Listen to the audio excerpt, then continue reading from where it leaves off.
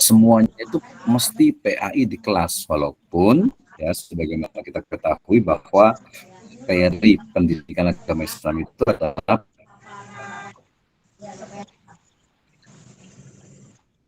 pendidikan agama Islam yang diajarkan di SDMI, ETN, SMP, Aliyah, EK, dan MI, gitu ya. Tapi kemudian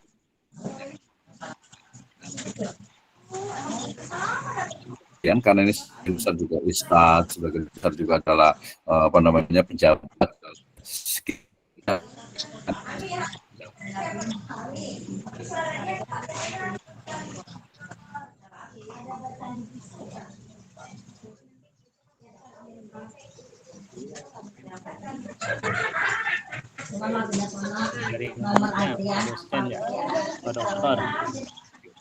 Surabaya ya, di Masjid Al-Aqsa Surabaya itu bukannya. Jadi walaupun kita di sini sinyalnya tapi kali walaupun jauh tapi TV itu besar di depan gitu ya. Juga pilihan dalam ininya ya, istilahnya itu penggunaan media dalam khutbah Jumat ya, termasuk mungkin ini siapa nih ekonominya mungkin yang suka ngisi kultum ya. Ngisi kultum misalnya ya, kuliah itu atum gitu ya. Nah, gimana nih cara menyampaikan kultum tapi yang menarik pakai media ya? Kalau saya tahajud minimal, alhamdulillah. Kalau pas pengajian apa kan sekarang pasti ya hampir semua ustadz itu pengajian itu pasti pakai rata-rata itu adalah pakai PowerPoint gitu ya, pakai PowerPoint. Jadi kayak ngajar aja gitu di masjid. Sekarang udah semua masjid ada proyektornya gitu ya. Nah, ke depan saya harus lebih atraktif gitu ya, interaktif duduknya gitu ya. Mas saya kita leverage, kita luaskan mana pendidikan agama Islam, walaupun ya secara spesifik adalah pendidikan agama Islam di level SMA Aliyah ya, derajat ya, tapi juga kita bisa praktekkan sehari-hari dan sebagainya. Nah, biasa pengajian nih sampaikan apalagi yang sudah jadi guru. Hanya nggak sabar nih Ustaz Engkos Kosasi, mangga tafadhol, if you have idea or question please. Baik, terima kasih Pak Dokter. Alhamdulillah, ini tadi mohon maaf saya agak telat nih Pak Dokter. Ini Ya, siap. materi atau mata kuliahnya sangat menarik hari ini. Media manfaat daripada media audiovisual ya untuk pembelajaran. Ini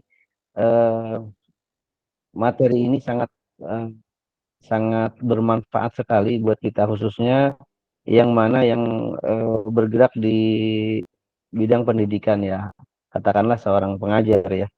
Jadi kalau melihat dari paparan tadi yang sudah disampaikan Pak Dokter ya, banyak sekali manfaat ya Pak Dokter, alhamdulillah.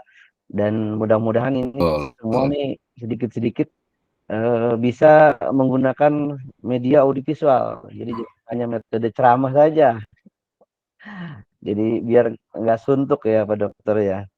Jadi dengan Ya, betul. media pembelajaran menggunakan audiovisual itu salah satunya tadi kan ini pembelajaran lebih menarik untuk siswa ya.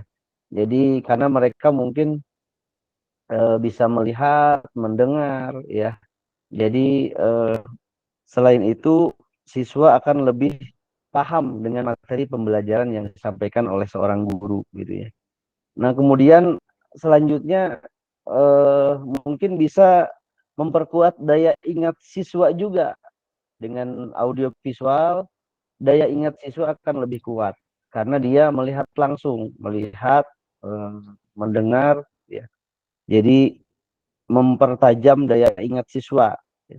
Nah, kemudian meningkatkan keterlibatan siswa dalam pembelajaran juga ini.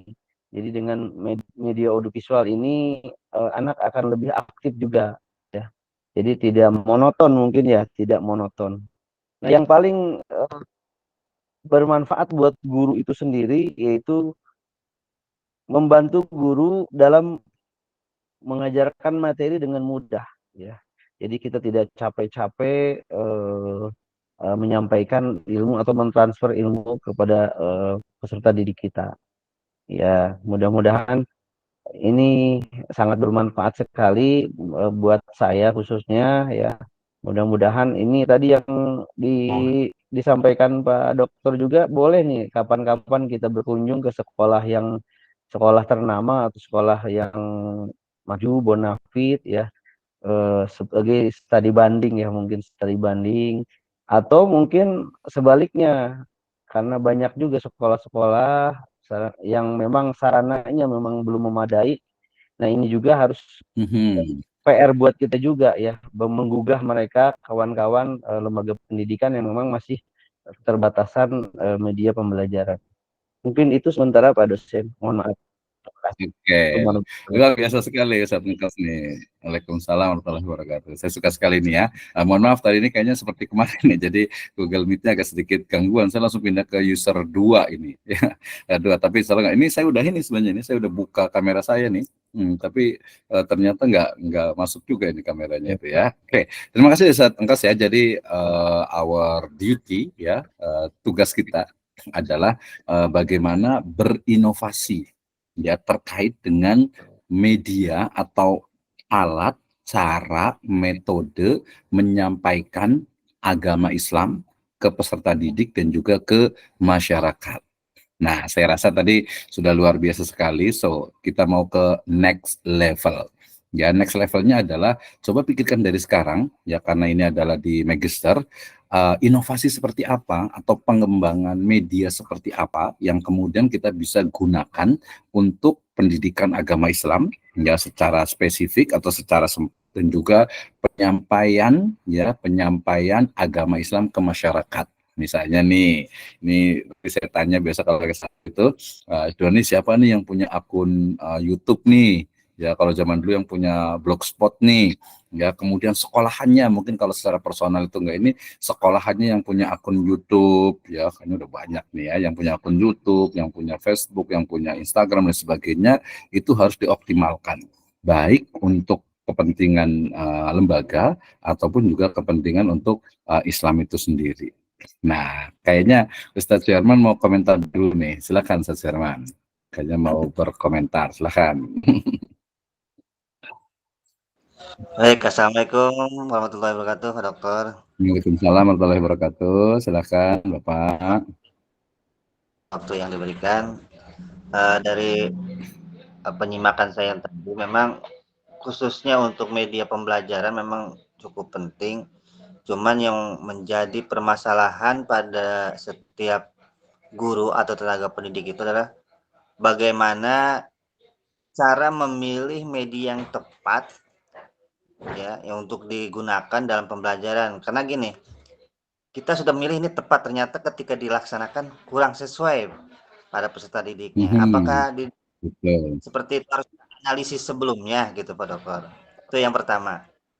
Yang kedua, bagaimana cara menggabungkan medianya, media audiovisual dengan bentuk aksi nyata. Jadi gini, ketika anak menonton atau misalnya melihat proyektor, setelah itu ada praktek gitu maksudnya, biar lebih mengena. Apakah bisa seperti itu Pak Dokter? Terima kasih banyak. Assalamualaikum warahmatullahi wabarakatuh. Oke. Waalaikumsalam warahmatullahi wabarakatuh. Saya jawab dari yang akhir. Betul sekali. Harus ya. Harus bahwa bukan hanya secara melihat secara visual dan mendengar secara audio, tapi dia harus praktek. Ya orang melihat haji ya, mohon maaf ya, yang misalnya orang lihat praktek pelaksanaan haji, tapi dia belum bisa melakukan haji ya lupa lagi gitu ya. Umroh aja kadang suka kalau nggak praktek kesana langsung latihan itu suka lupa gitu ya. Jadi tetap saja tadi makanya dalam di slide saya itu ada yang namanya itu adalah apa peran guru. Ya, jadi guru itu betul-betul harus berperan ya dalam apa dalam menyampaikan ya atau dalam menggunakan media pembelajaran sehingga tadi misalnya ini kan ini ya pada topik-topik tertentu ya misalnya tadi ibadah tata cara wudhu, tata cara misalnya sholat ya mungkin pelaksanaan haji gitu ya dan juga mungkin kegiatan-kegiatan yang lainnya gitu ya kegiatan-kegiatan yang akan sholat juga banyak ininya bagian-bagiannya variasinya gitu ya. Nah, itu juga menjadi hal yang penting. Jadi bukan hanya melihat, tetapi juga melaksanakan satu-satu. Makanya di situ ada ujian praktik. Ya, ada ujian prakteknya nih kalau siswa itu pasti ya, ujian prakteknya. Nah, kalau di S2 ini kira-kira mau ada ini praktek nggak kira-kira ini ya? Jadi nanti misalnya satu orang bikin video pendek, kayaknya Ustaz Herman kalau bikin video langsung viral nih kayaknya nih.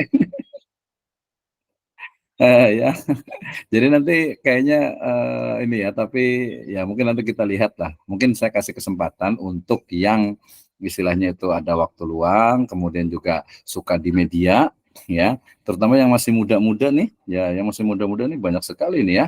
Ada Pak Suherman juga masih muda juga, ya, kemudian ada Pak siapa tadi Ustadz Eko juga ya, Ustadz Eko juga ya, dan yang lainnya nih masih muda-muda semua. Jadi nanti ada mungkin challenge untuk membuat video nggak sebanyak-banyak, paling hanya 1-2 menit ya, hanya 2 menit terkait dengan topik gitu ya, terkait dengan topik tentang akhlak ya, misalnya hanya membacakan hadis ya atau ayat Al-Quran wa inna ala khuluqin azim. Nah, jadi itu harusnya sih, jadi harusnya memang latihan walaupun sih ini kan sebagai udah start semuanya nih ya, udah master semuanya, tapi kan kita pengen lihatlah iniannya gitu ya.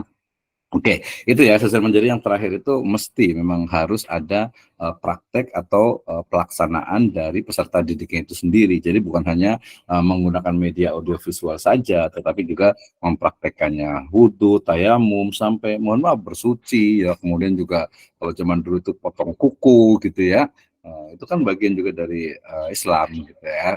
Nah itu yang kedua. Kemudian yang ketiga, nah, itu yang ketiga, yang kedua ya, atau yang terakhir tadi ya. Kemudian yang sebelumnya ya terkait dengan bagaimana sebenarnya media pembelajaran ini ya tadi kita bisa melihat dari beberapa jurnal ya yang sudah ditulis tentang misalnya tantangan dari penggunaan media audiovisual di madrasah ya atau dalam mata pelajaran pendidikan agama Islam. Kita akan menemukan tentu saja mulai dari gurunya ya, pengajarnya yang mungkin kurang menguasai dari medianya, sehingga kemudian jadi kalau misalnya PowerPoint ya, saya biasanya kalau di S1 itu selalu bilang PowerPoint Anda itu harus powerful dan the power of point ya. Kemudian juga jangan lupa ya, visual itu sangat memainkan peran, jadi gradasi warna ya, gradasi warna itu menjadi hal penting ya. Gitu misalnya Pak Eko nih pakai baju oranye gitu ya, kayaknya lagi bahagia nih. Judul pala. Baju oranye oranye gitu ya, Mas Firman pakai kemeja, wah itu sudah udah menunjukkan tuh, wah ini berarti memang niat belajar nih. Yang lain juga sama sih sebenarnya, udah niat juga gitu. Tapi dari visual itu kelihatan. Balik ke tadi, jadi misalnya membuat PowerPoint berarti mulai dari tampilannya, gradasi warnanya, pilihan untuk fontnya gitu ya. Kalau tadi desain presentasi saya itu simple. Kenapa? Karena ini rata-rata orang tua semuanya gitu. Saya pernah dulu buat ada animasinya, ada gambarnya, ini malah kayak anak-anak jadinya gitu kan ya.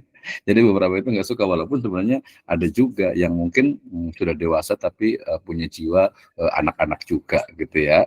Gitu. Oke, jadi sebenarnya sangat mungkin sekali untuk bagaimana kita itu sebenarnya mengkombinasikan ya dari media audiovisual dan juga pilihannya ya, pilihan. Jadi memang tidak secara keseluruhan. Dan tadi saya katakan langkahnya kan identifikasi dulu ya, identifikasi ini kebutuhannya apa nih, anak-anak senang nggak sih mereka gitu, atau udah nggak terlalu suka dengan proyektor, misalnya menggunakan proyektor misalnya karena mereka udah puas dengan HP-nya gitu kan. Nah ini tugas dari ini. Saya mau tanya ke Suserman, ngajar kan ya? Ajar. Ngajar mata pelajaran apa Suserman? Kalau saya kebetulan gado-gado Pak Dokter, karena guru kelas. Oke, apa aja? Ada yang kaitan dengan PAI? Ada, PAI kan semuanya kayak misalkan fikih gitu kan, Quran hadis gitu. Kebetulan memang untuk di sekolah saya kebagian megang yang agama itu fikih sama Quran hadis, yang lainnya dipegang sama guru. Oke, kalau pembelajaran fikihnya biasanya menggunakan media apa? Untuk sementara ini saya masih menggunakan pertama yaitu modul buku. Memang tahapannya Mas, terutama di kelas saya ini materinya kemarin berkurban, nah, kan belum sempat potong itu, maksudnya harusnya dipraktekannya bahwa 1 ekor ayam atau apa gitu ya, Mhm. untuk itu belum sempat lah gitu ya. Ada pekerjaan yang lain. Mhm. Jadi belum sempat menggunakan Mhm. gitu Pak Dokter. Nah sebenarnya iya. Oke, nah tadi sebenarnya kalau umpamanya materinya tentang kurban, sebenarnya ya mungkin ini kita buat semacam waktu tertentu, terutama kurban itu mereka diajarkan atau mungkin kita ambil dari video, ya video tentang pemotongan hewan kurban. Jadi nggak mesti bawa sapi ke kelas gitu ya. Kalau ayam juga bukan kurban juga gitu ya. Nanti itu masuk ke ini halal ya, artinya penyembelihan yang halal itu baru ayam tuh datang di ini kan di apa namanya di kelas gitu. Tapi kalau mau kaitan dengan kurban berarti ya bisa video, kemudian juga ada beberapa. Tapi tadi manajemen dari gurunya itu yang penting. Jadi tadi jangan sampai istilahnya itu mahasiswa itu nonton gitu ya, kemudian nggak ya dapetnya cuma itu doang, lihat juga ada sebenarnya gitu. Nah ini juga antisipasi nih, antisipasi misalnya gini, seorang guru misalnya dia ingin pakai ini, pengen pakai film misalnya, video gitu ya.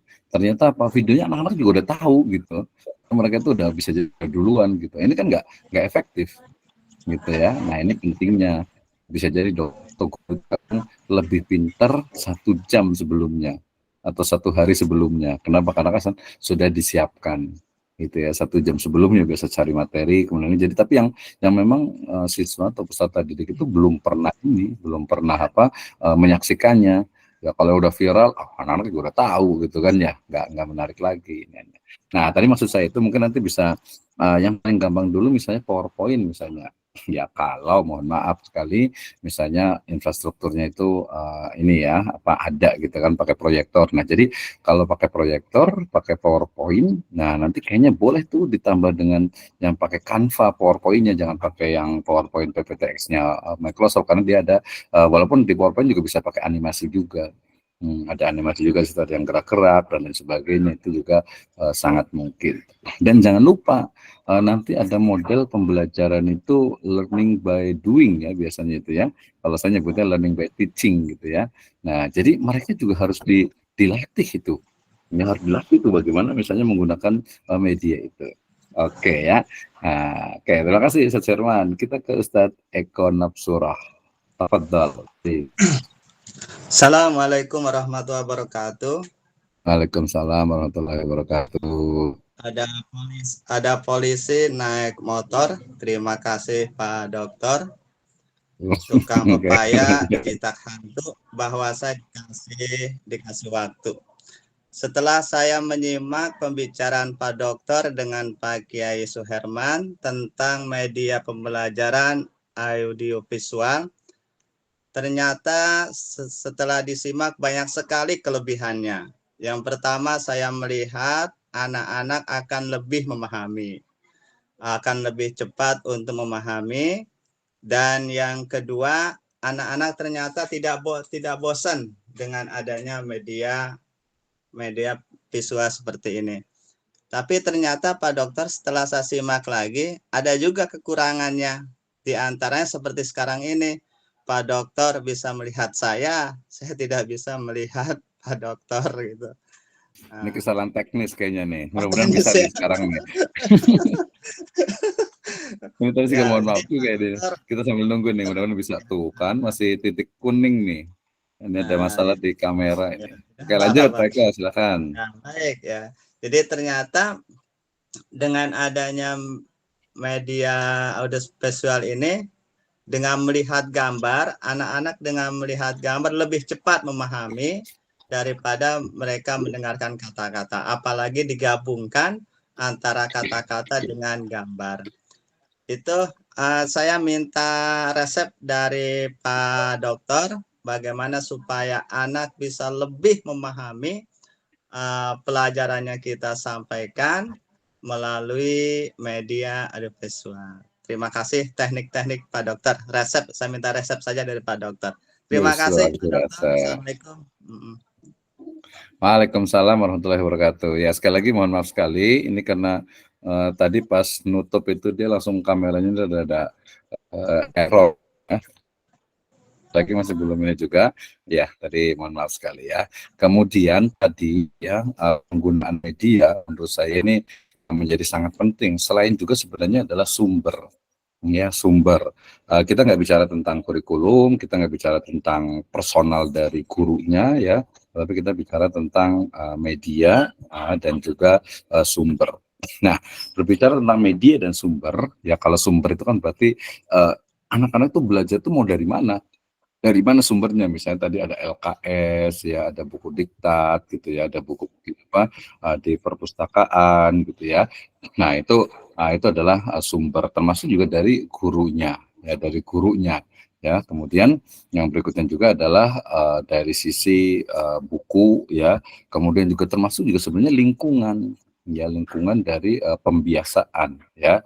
Misalnya kan pembelajaran akidah akhlak misalnya. Akidah akhlak itu kan nggak bisa hanya istilahnya itu dari teori saja gitu. Dia butuh adanya praktek gitu ya. Praktek dalam itu mereka harus tahu harian gitu ya. Nah, misalnya datang ke kelas gitu kan, otomatis salaman atau cium tangan gitu ya. Ya, nah itu juga bagian dari prakteknya. Nah itu dimasukkan ke dalam masukin nanti dia ke kurikulum. Tapi dalam konteks lingkungan itu juga adalah media belajar, ya, media belajar. Oke, kemudian yang berikutnya terkait dengan bagaimana nih kita agar ketika mampu, ketika akan menyampaikan itu betul-betul efektif. Gitu ya. Nah, tentu saja nanti biasanya terkait dengan apa?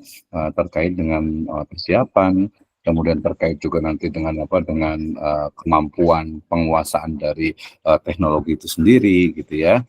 Dan juga happy. Kalau misalnya yang penting itu seneng gitu ya. Jadi jangan sampai nih ya, sama kayak kuliah di sini juga, jangan sampai ngerasa aduh terbebani, oh berat gitu ya. Enggak lah. Jadi ya jalin aja.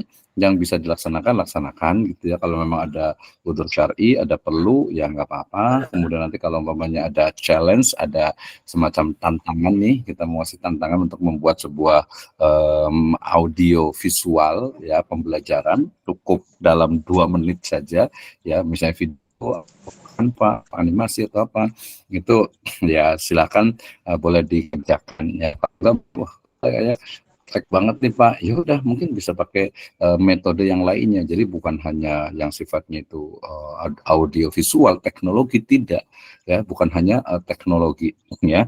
Ada di beberapa sekolah gitu ya, visual dari pakaian guru itu juga merupakan sumber belajar ya.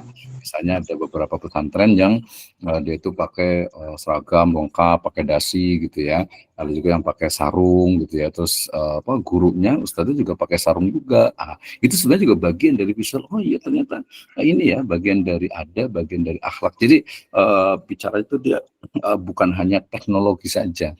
Ya bukan hanya teknologi, tetapi memang sesuatu ya atau media, sesuatu yang mengantarkan kepada tujuan pendidikan atau tujuan pembelajaran pendidikan agama Islam.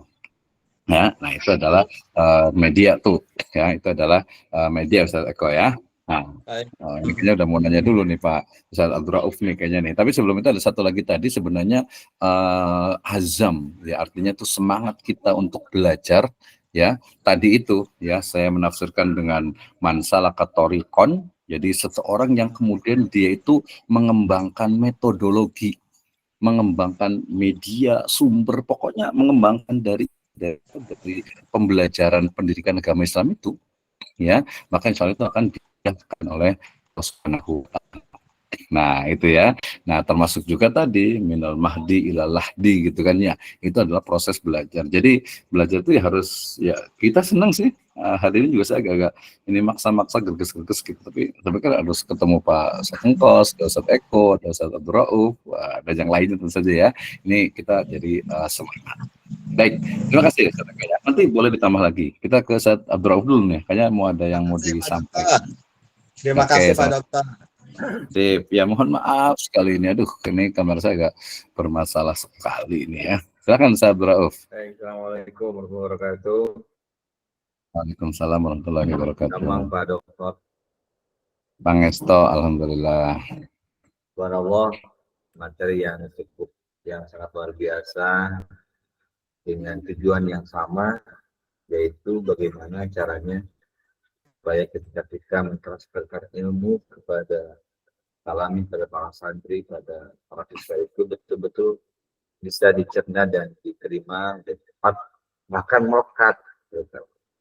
Betul.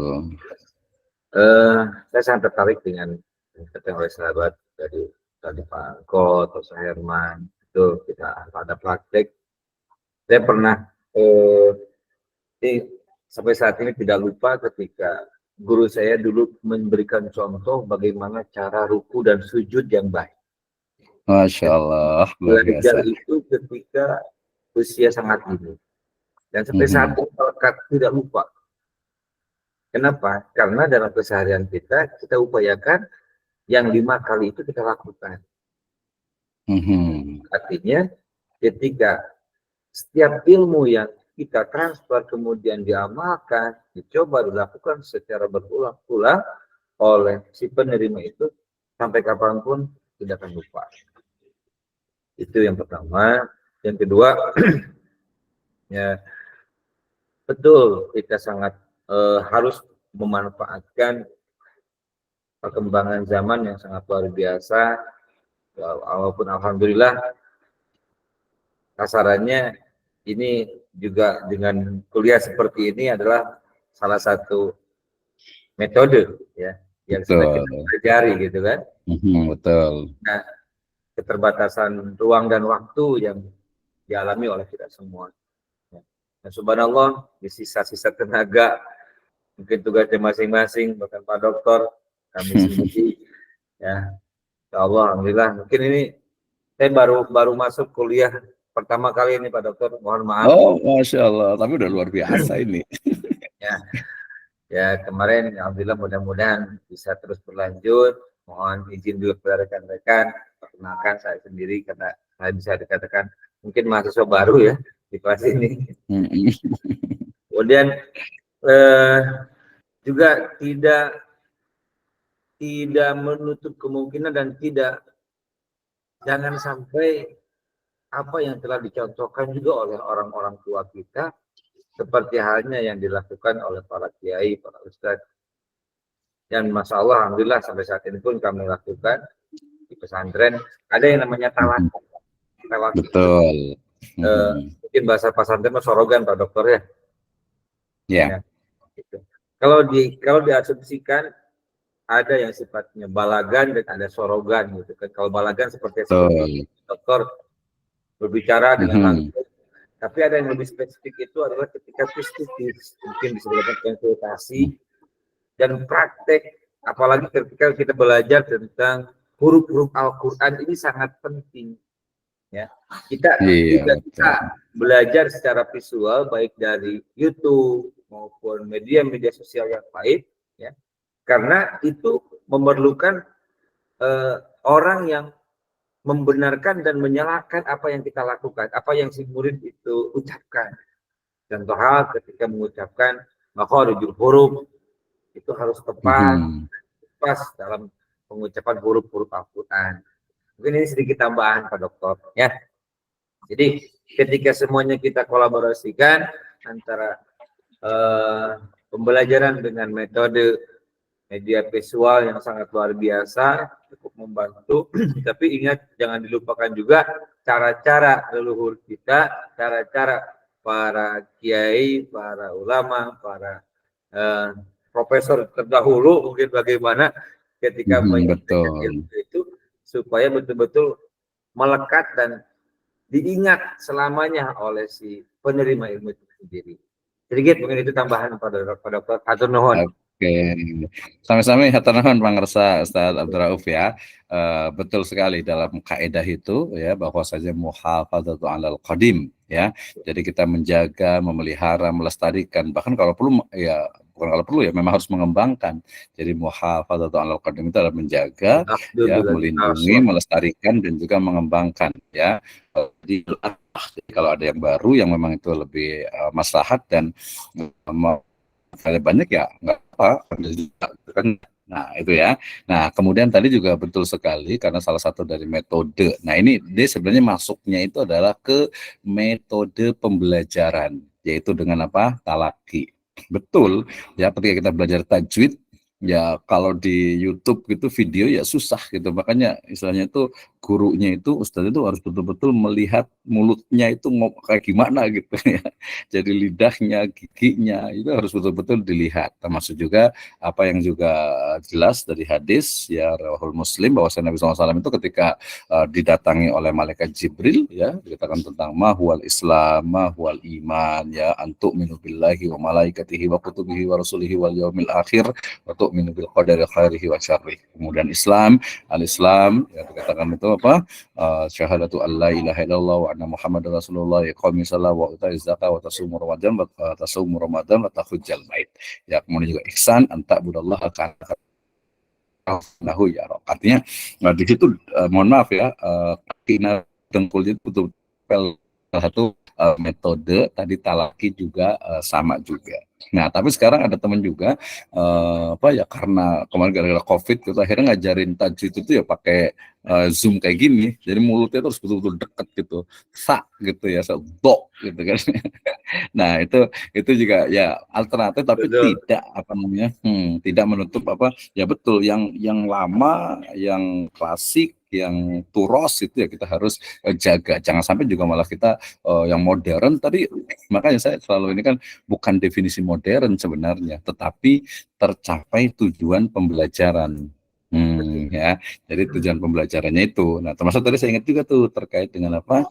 Dengan bagaimana sebenarnya belajar ya dalam konteks yang mungkin bisa kita kembangkan guru terutama memang itu ya jadi guru kemudian sumber media dan metodologi jadi kita agak sedikit terpisah dengan metodologi ya karena metode itu dia masuk ke kurikulum ya kurikulum ya nah tadi misalnya saya juga sama nih saya tadi mau cerita saya itu ingat sekali cerita kisah tentang Nabi Ibrahim gitu ya gara-gara waktu saya SD itu ya itu guru agama itu gambar ini kisah tentang Nabi Ibrahim pakai kapur gitu di papan tulis gitu itu sampai sekarang masih ingat sekali gitu ya itu juga penggunaan media sudah bagus dan media lagi-lagi bukan hanya teknologi ya tetapi ya tidak menutup juga tadi penggunaan metaverse ya penggunaan teknologi apa 4D 4 dimensi itu juga sangat mungkin sekali jadi kita masing-masing lah gitu ya jadi sesuai dengan zamannya ya kita nah tadi saya mau mikirkan gini tadi sesuai dengan zaman setuju sekali dengan Ustaz Abdul Rauf nih kan Ustaz Abdul Rauf nih kayak penilik sekolah nih soalnya nih kelihatan pengawas sekolah nih jadi lebih paham Mohon doanya ya. tapi iya tapi saya pengen buat ini nih jadi yang memang ada waktu kemudian juga mau challenging gitu ya jadi kan mata kuliah kita saya ulang-ulang lagi pengembangan sumber belajar dan media pembelajaran sehingga kemudian nanti mungkin kalau kita sepakati UTS-nya mendingan datang ke satu sekolahan, satu pesantren, satu madrasah diniyah atau pokoknya lembaga pendidikan agama Islam, kemudian kemudian nanya itu kayak gimana sih mengajarkan akidah akhlak Quran hadis. Nah setelah itu baru kita ngasih masukan ini kayaknya perlu ada pengembangan ini misalnya penggunaan PowerPoint. Ini kayaknya PowerPoint-nya terlalu simpel nih anak-anak itu nggak suka gitu kan ya. Kemudian film juga kurang efektif nih. Nah itu kayaknya Ustaz Bialo siap nih kayaknya nih ya. Jadi biar kita pengalaman atau bisa juga mungkin yang biasa ikut pengajian ini pengajian biar efektif kayak gimana sih ya? Ada beberapa tadi Ustadz itu biasa menggunakan PowerPoint misalnya.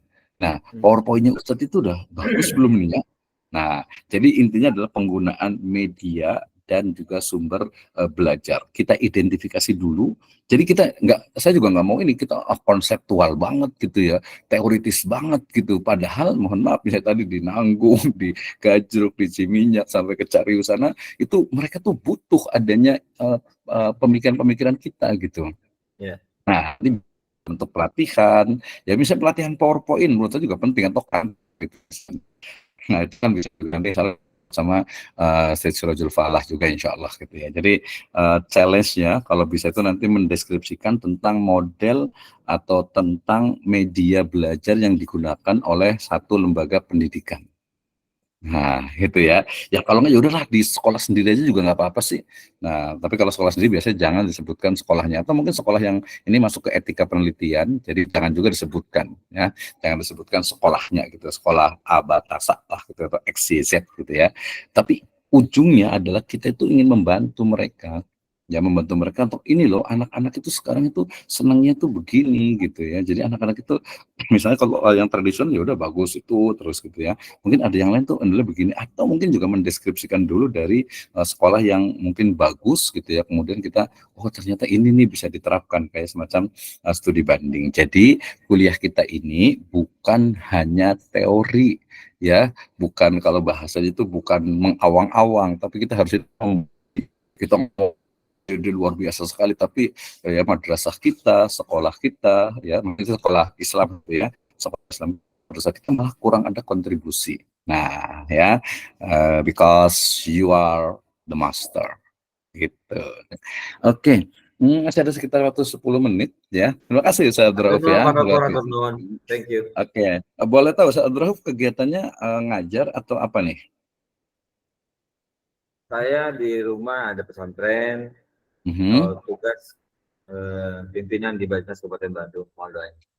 Oke, alhamdulillah. Jadi artinya gini, ini kiai-kiai kan saya bilang itu kan ya. Jadi kiai-kiai semuanya gitu ya, kiai-kiai semuanya yang punya pesantren. Saran saya justru malah coba lihat guru-guru yang ada di madrasah atau di pesantren, mereka itu media yang digunakan.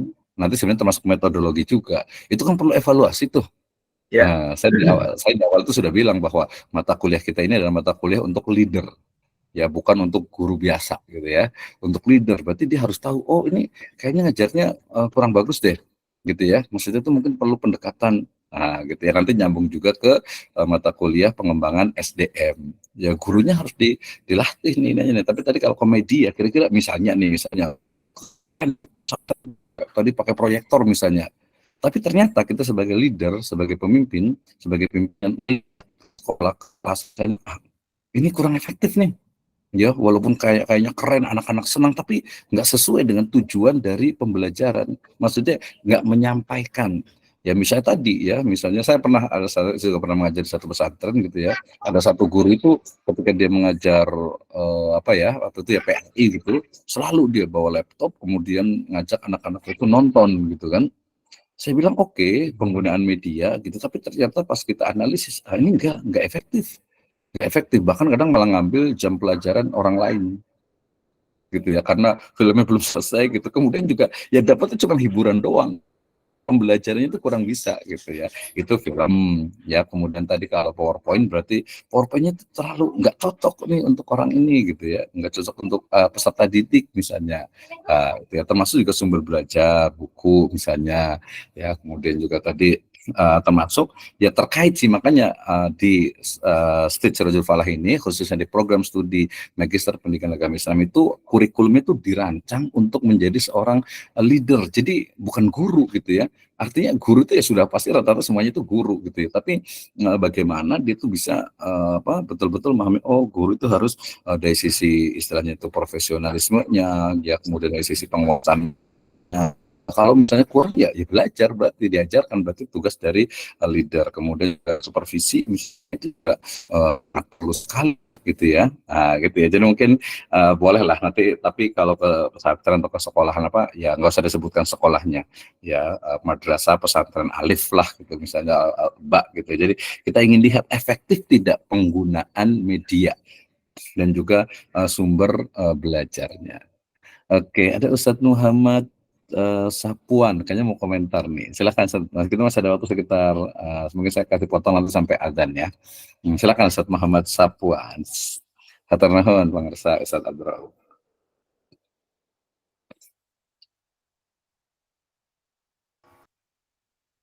Ya, Assalamualaikum warahmatullahi wabarakatuh. Waalaikumsalam warahmatullahi wabarakatuh. Mohon maaf Pak dosen, baru nongol. Nah, siap, nggak apa-apa. Lanjut, gimana? Ya, terkait memang banyaknya metodologi pendidikan ya, termasuknya kita itu harus melihat lapangan, apa yang tadi Betul. Pak dosen sebutkan itu hampir-hampir saya pernah lakukan itu. Dulu ketika saat 2017 awal-awal saya mengajar, benar waktu di SD itu saya ngajar juga pakai proyektor. Hampir setiap waktu saya pakai proyektor karena anak-anak pada waktu itu suka banget. Dan betul juga kata Pak dosen, itu banyak menghabiskan waktu. Anak-anak hanya dapat senangnya saja, kemudian tujuan pembelajaran itu nggak dapat gitu. Ditambah lagi peralatan itu kan harus gotong-gotong ke sana kemari sementara tidak ada yang memang fasilitasnya langsung dari kelas itu sudah tertempel semua, kita tinggal on off nyala gitu enggak. Ribetnya luar biasa, apalagi kan kalau di SD nggak mungkin mereka masang, itu nggak mungkin. Serba kita cari rolan lah, cari penyangganya lah, setting itu akhirnya benar-benar menghabiskan waktu yang sangat lama kayak gitu. Artinya di sini kalau kita benar-benar ingin membuat suatu pembelajaran yang wah banget, kemudian praktis, ya memang butuh pendanaan yang luar biasa. Sementara tidak semuanya sekolah itu mempunyai fasilitas yang lengkap gitu. Nah, itu. Bahkan sekarang ini saya di tempat sebuah pondok, ini pondok itu milik wakil rektor UIN Syarif Dayatullah ini. Masya Allah. Ini. Dan saya diamanahkan oleh beliau ya untuk mengelola di sini dan ini ternyata saya tinggal di Kecamatan Ciseeng, tepatnya di Desa Cibetong Muara. Untuk menarik siswa saja sulitnya minta ampun Pak dosen. Padahal di sini digratiskan begitu gitu. Iya betul. Dengan fasilitas yang serba ya minim gitu kan. Itu ternyata sulit sekali Pak dosen. Akhirnya ya saya mengambil dari metodologi dari guru-guru saya, karena memang saya kan asli orang Demak. Kalau orang Jawa Tengah itu bisa dibilang madrasah diniyah itu masih familiar lah, berbeda dengan saya di tempat sekarang ini di Kecamatan Ciseeng. Di sini hampir-hampir madrasah itu minim banget, bahkan orang nggak ngerti apa itu madrasah diniyah taklimiyah kan gitu, orang nggak ngerti itu. Padahal ini adalah dasarnya kita itu menanamkan pendidikan agama kepada anak-anak gitu. Ternyata masih minim banget. Makanya tidak heran ketika saya dulu pernah pengalaman ngajar di SMK itu selama 3 tahun, ya betul-betul mereka itu minim sekali dengan keagamaan gitu, minim sekali. Bahkan nahwu, tasrif segala macam itu masih kurang tahu Pak dosen. Nah ini benar-benar kita PR-nya luar biasa. Benar kata Pak dosen, kita benar-benar harus menjadi leader ya. Sudah tidak lagi jadi guru ya, kita memang sudah semuanya jadi guru ya gitu. Tapi kita harus memang menjadi pemimpin di mana kita mengelola atau memanage bagaimana pembelajaran itu benar-benar bisa efektif, termasuk juga menarik, seperti menarik dalam artian di sini menarik supaya siswa itu benar-benar mau datang ke sini. Karena yang saya alami di sini itu tidak hanya sekedar mereka itu, bukan berarti mereka tidak mau belajar ya, tapi sentimen masyarakat itu luar biasa. Kayak pendatang kayak baru seperti saya ini dianggapnya, wah ini dibilang hati-hati nanti aliran sesat begitu. Repot juga. Bahaya juga itu ya. Masya Allah. Aduh. Ya. Mungkin ini aja Pak dosen. Ya, terima kasih Ustaz Muhammad Safwan ya. Jadi saya ulang lagi bahwa kurikulum di program studi Magister Pendidikan Agama Islam itu disusun sedemikian rupa sehingga masing-masing dari praktek, teori, dan implementasi pendidikan agama Islam itu diajarkan. Tadi misalnya tentang lembaga, nanti ada mata kuliah pengembangan lembaga pendidikan agama Islam. Ya, nah, itu tentang lembaganya, pengelolaannya. SDM-nya, ya itu ada mata kuliah pengembangan SDM pendidikan agama Islam. Kurikulumnya pengembangan kurikulum gitu ya. Kemudian isu-isu kontemporer, nah itu juga diajarkan juga ya. Nah termasuk juga tadi sebenarnya saya bukan berarti nggak jadi guru di kuliah ini, bukan ya, tetapi karena sudah S2 sehingga kita anggap ya, dan memang seperti itu, artinya bahwa ya udah guru itu udah profesional, apalagi ini beberapa sudah sertifikasi guru gitu ya. Saya juga tahadus minimal alhamdulillah sertifikasi guru itu tahun 2007 ya. Kemudian sertifikasi dosen itu tahun 2010. Artinya ya udah lewat gitu. Artinya udah udah profesional semuanya nih, Ustadz ngkos-kosasi gitu, nggak usah diajarin lagi gitu ya. Tinggal justru ini meningkatkan gitu ya, apa yang perlu dikembangkan gitu kan ya.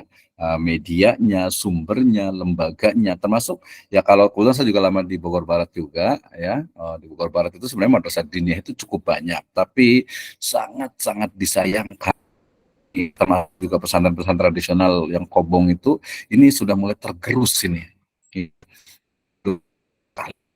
Juga saya juga pemerhati juga misalnya organisasi keagamaan Islam, terutama yang kecil-kecil ya. Kalau dua itu udah nggak ada masalah lah ya. Yang kecil-kecil ini kasihan sekali ya, terutama kebetulan saya di Bogor Barat sempat beberapa kali ke itu. Jadi ini harus ada ya inovasi ataupun pengembangan lembaga keagamaan Islam khususnya yang kecil-kecil gitu ya, kecil-kecil itu ya. Jadi saya kenal di Kabupaten Bogor, di Kota Bogor ternyata pimpinannya itu lembaga keagamaan Islam yang nggak terlalu besar itu kenal gitu ya. Sehingga ini Pak, ini harus nggak bisa dibiarkan gitu. Kalau begini organisasi ini bisa habis gitu ya, bisa habis ini gitu kan. Ini artinya juga tadi sama madrasah diniyah juga sudah mulai berkurang, kemudian juga pesantren yang pakai kobong juga udah agak jarang. Nah ini kita sebagai pemerhati ya, sebagai juga akademisi pendidikan agama Islam. Saya selalu mengatakan pendidikan agama Islam itu bukan hanya PAI di sekolah, tetapi juga di pesantren, di kobong, di madrasah diniyah itu PAI, sampai ke masjid itu PAI. Makanya saya luaskan itu. Makanya nanti kayaknya harus praktek terutama yang ceramah yang apa tasjid gitu, motif gitu ya. Baik, terima kasih Ustaz Muhammad Sapwan ya. Mudah-mudahan kalau saya ke Bogor tahun 95 ya, saya ke Bogor itu ya, sampai sekarang ya, 25 tahun lebih di Bogor ini. Terus ngasaan cai Bogor lah istilahnya gitu ya.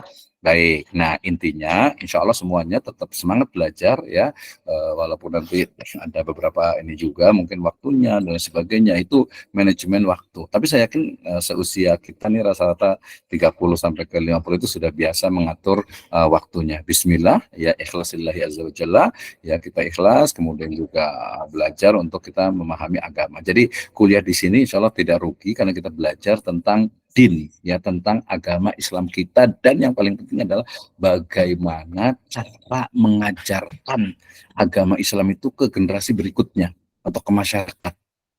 Itu penting. Jadi insya Allah uang yang digunakan untuk pembayaran, kemudian juga untuk ini apa Google Meet dan sebagainya itu insya Allah menjadi amal jariah. Baik, sudah azan, mohon maaf sekali, mohon keikhlasannya dan mohon keridoannya. Saya tutupkan, insya Allah kita lanjutkan di pertemuan yang akan datang. Jazakumullahu khairan ala ihtimamikum. Nahtatim bilhamdalah wa doa kafaratul majlis. Alhamdulillahirabbil alamin. Subhanakallahumma wa bihamdika, la ilaha illa anta, astaghfiruka wa atubu ilaik. Wassalamualaikum warahmatullahi wabarakatuh. Warahmatullahi wabarakatuh. Sarjana, pemirsa, ulama,